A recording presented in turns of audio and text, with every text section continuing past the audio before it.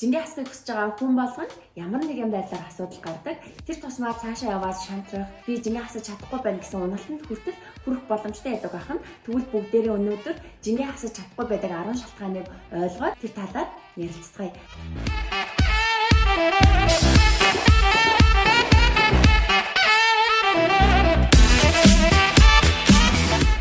Хүмүүс хөвчлэн жингээ огцом хасахыг хүсдэг. Сарын хугацаанд 10, 20, 30 кг хасахыг хүсдэг. Жингээ хасахыг хүсэж байгаа бол нэг зүйлийг ойлгох хэрэгтэй. Бидний жин жишээлбэл 80-аас 70 кг, 70-аас 65 кг гээд бүхэл оронгоор буурах тутам бид бүгдийн жин 7-оос 21 одоо 7 хоногоор зогсох боломжтой байдаг. Энэ маань өөрөө яаж байгаа вэ гэхээр биетэй жин хөнгөрч ирэхэд бид бүгдийн бие тасах хугацаа байж байгаа. Бодис солилцооны эрчим маань тасна гэсэн. Жишээлбэл 80 кг-тай хүний биеийг дааж авдаг нурууны ачаалал, зүрх судасны ачаалал, тархины ачаалал буцаагаад 70 кг жин дээр ирэхээр өөрчлөгдөж болдог. Ийм учраас бид нар илүү хөнгөрж байгаагаа мэдэрч байгаа. Та хэрвээ жин хасах алхмаа өдөр болгон зөв хийж байгаа бол та энэ дээр санаа зовлтгүй таны жин заавал буурна гэсэн. Учир нь таны бие энэхүү хасж байгаа жиндээ тасж байгаа хугацаа орж ирж байгаа. За нөгөө талаар хоёрдугаар бидний жин хасаж чаддаггүй ямар шалтгаан байна вэ гэхээр хитрхи их хоолны дэглэм байна. Хоолны дэглэм ямар нэгэн богино хугацааны төлөвлөгөөтэй байна гэдэг бол өөрөө жин хасаж чадахгүй байх хамгийн том шалтгаан. Учир нь бид нар анзаараад үзэх юм бол хит их калори хориглох, өөрийнхөө идэхгүй зүйлдээ төвлөрөх, ямар нэгэн байдлаар сэтгэл санааны хязгаарлалтанд орно гэдэг энэ бүх хязгаарлалтай байдлууд маань бид нар буцаагаад хэтрүүлж идээч чи идэж чадсангүй гэсэн энэ харамслуудад хүргэжэдэг гэсэн. Тийм учраас бид нар багаар явсаар байгаад хоолны дэглэм барьж байгаа хүмүүсийн 97% нь хизээч хэвийн жиндээ хүрч чаддаггүй. Учир нь бид нар 7 хоног 3 сар тийм магадгүй урт хугацаанд байрлаа гэж бодоход тэр хугацаанд өөрийнхөө калорийг хэмнэсэн биеийн дээрээ хоолны дэглэмийн хугацаа дуусангууд буцаагаад яг л хуучин жингээ нэмсэн амьдралын хэв маягаа нэмээд ирдэг гэсэн. Ийм учраас бид нар хоолны дэглэм барьж байгаа үед богино хугацааны үр дүн мэдээж үзнэ. Ингээд та цаашлаад хүссэн жиндээ хүрэх, насан туршдаа хэвийн жинтэй байх гэдэг зүйлийг өөртөө бий болгож хараахан амжихгүй нэ гэсэн. Бид бүгдийн бие юунаас бүрдэж байгаа вэ гэдгийг бид нар бодоод үзэх хэрэгтэй. Бид нар тарихтай, нүдтэй, оюун ухаантай, арьстай, хөдөлгөөнтэй тийм. Энэ болгонд маань ямар нэгэн байдлаар шин тэжил гэдэг зүйл заавал хэрэгцээтэй байдаг. Ингээд бид нар хоолоо хорно гэдэг чинь хоолноос авах ёстой шин тэжил хүний бие өөрийгөө одоо гаднаасаа идэж чадахгүй учраас дотроосоо идэж хэлдэг. Ингээд та жин хасахгүй байгаад ир нэмээд одоо өөрийнхөө биеийг булчинг алдах хэрэгтэй зүйлсүүдээ өөрөөсөө идэх энэ процесс руу орох боломжтой. Тийм учраас бид нар хоолыг хараад айх биш, харин хоолыг хараад үнэлж дүгнээд миний биеийг бүтээх хоол гэдэг зүйлийг сонгож суралцах хэрэгтэй байдаг байна. За ингээд бид бүгдийн жин хасахад хамгийн чухал нөлөөлдөг зүйл бол өөрөө сэтгэл санаа байж байгаа. Ингээд бид нар ямар нэгэн байдлаар шантарсан, өөрөө жингээ хасах төлөвлөгөөгүй, ямар нэгэн байдлаар жин хасж байгаа гэдгийг мэдэхгүй байх нь өөрөө бид бүгдийн жин хасалтанд саад болж байгаа. Би турахсан гэж хүсэх, юу ч хийхгүй байх, юу ч хийхгүй дэ дахиад шантрах гэл те. Жил болгоно л турах зорилго тавьж яадаг. Гэхдээ та яг хэдэн килограммыг, хэдэн сард, ямар хоолоор, ямар төлөвлөгөөр турах байгаа гэдгийг тодорхойлоогүй байх нь өөрөө жин хасахгүй байх хамгийн одоо том үнцэн суурь шалтгаан болж байгаа гэсэн. За ингээд бид нар энэ шалтгаанууд дээр нэмээд юу болдог вэ гэхээр жингээ хасж явах үедээ өөрийн мэдлгүй зарим нэг зүйлийг хэрэгжилж яадаг. Хувирсан, гурил, сахар, давс бид бүгдийн жинг хасуулдаггүй. За нөгөө алкогол нэвтрүүлсэн хэрэглээ.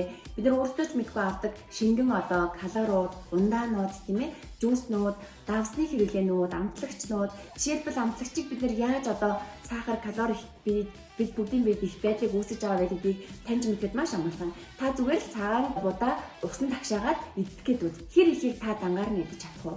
Гэтэл бид нар тэр будааг төрөл бүрийн амтлагчинд оруулаад, төрөл бүрийн махтай холиод, төрөл бүрийн одоо амт оруулаад ирэх юм бол бид нар хитэн хаяг будаа идэж чадах үлээ. Ингээд бид нар бодоод үзэх юм бол бүгд энгийн хоол хүнсэнд байгаа гурил, сахар, давсын хувирсан буюу хэтрүүлсэн энэ хэрэглээ хит амтлагчтай болгосон байдал нь бид бүгдийн жин хасахгүй байдалд хүргэдэг гэдгийг ойлгочих юм бол та жингээ хасаж чадна гэсэн. Жин хасад гаргадаг хамгийн том алдаануудын нэг бол цагаар хооллолтгүй. Жин хасахыг хүсэж байгаа хүн бол маш одоо бага идэхийг хүсдэг. Ингээд өглөө, өдөр, өдөөс хойшийн цагуудад хоол идэхгүй ажил ихтэй байх юм бол хүн магадгүй баярлдаг. Ингээд би хоол эзэнвэ гэд. Гэтэл хүн өглөө, өдөр, орой одоо энэ 4 цагийн удаагийн 100 шиг хоолыг алгасах юм бол юу болдог вэ гэхээр гэртээ хараад хоосон хөргөвчтэй хоёулахнаа тулахад тэнд хэтрүүлэн идэлт үүсдэг. Ингээд хүн хэтрүүлж идж байгаа энэ байдлыг ямар ч сэтгэл зүйн хүч давж чаддаггүй. Тийм учраас бид нэр хэтрүүлж идэхгүй байх сэтгэл зүйрээ дүүхийн тулд, хэтрүүлж идэхгүй байх нөхцөл байдалд орохын тулд дээрэс нь бид нэр биеэ хит үлсэхгүй байхад анхаарч явах хэрэгтэй гэсэн. Тийм учраас өдрийн та 5 удаагийн цагаар буюу 3 цаг тутамдаа хооллож хэвших юм бол таны жин доктортой хасагдана. Жин хасаж чадахгүй байдаг 3 хамгийн том шалтгаан руу орох чинь энэний нэг нь бол унтахгүй байдаг. Хүн ямар нэгэн байдлаар зөв хооллолдог, дасгал хөдөлгөөн хийдэг, амьдралын хэв маягаа эрүүл болгодог, усаа уудаг. Энэ бүгд маань юун дээр би болж бид бүгдийн жинг хасуулдаг вэ гэхээр зөвхөн унтчихад.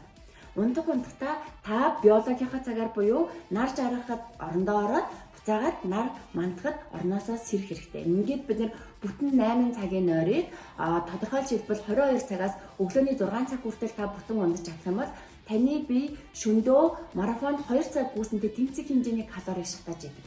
Ингээд бид бүгдийн эзэн үр дүн, хэмнэлсэн калорийн үр дүн, зөв хооллолсон, зөв хөдөлсөн, зөв усоосон үр дүн шөнө биднэрт жин хасалт болж ирж байгаа гэсэн. Ингээд шөнийн туршид хүний бие нөхөн төлжөөж өөрийгөө цэвэрлэх процесс явуулж байгаа учраас та өглөө босоод 6 цагтаа 5 цаг 30 минутаас 6 цаг 7 цагийн хооронд сэрээд заавал өөрийгөө цэвэрлэх хэрэгтэй. За энэ маань хэрвээ бид нөгөө талаас хараад үзэх юм бол 6, 7, 8 цагт та хэрвээ унтаж өнгөрүүлэх юм бол та өнөөдрийнхөө жин хасалтыг алдаж байна гэсэн. Ингэж бид нэр өдөр болгон баг багаар явж жингээ хасах боломжтой байдаг.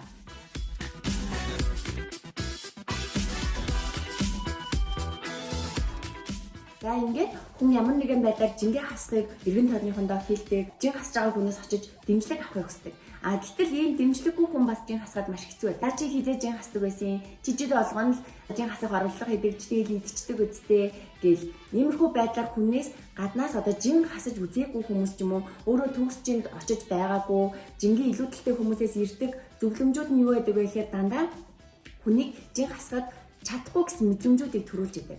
Гэтэл эсэргээр нь дэмжлэгтэй орчин гэдэг юу байдаг вэ гэхээр магадгүй хоол хүнс авах зөвхөн танд зориулсан хоол хүнсүүд авах тийм ээ. Калори богтой хоолыг хамтдаа цуглуулах, гэр бүлээрээ нэрээ сахарын хэрэглээгээ багасгая гэж анзаарах.